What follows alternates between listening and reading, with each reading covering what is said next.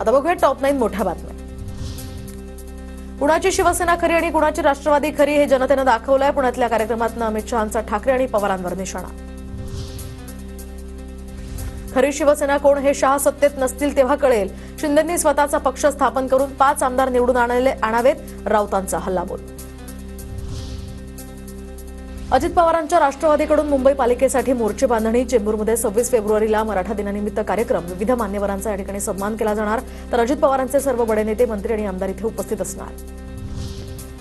अजित पवारांच्या आमदारांची मंगळवारी महत्त्वाची बैठक। देवगिरीवर बैठकीचं आयोजन। कामांचा आढावा घेणार, तर स्थानिक स्वराज्य संस्था निवडणुकीच्या पार्श्वभूमीवर सर्व जिल्हाध्यक्ष सुद्धा या ठिकाणी उपस्थित राहणार।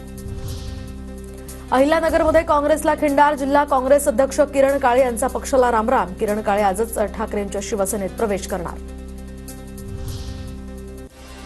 सामंतांनी ऑफर दिली, त्यात काही चूक नाही, मात्र माझ्या डोक्यात अजून तरी काही नाही। कार्यकर्त्यांशी बोलणार, पण जाताना लपून जाणार नाही। शिवसेना शिंदे गटाच्या ऑफरवर रवींद्र धंगेकरांची TV9 मराठीला पहिली प्रतिक्रिया।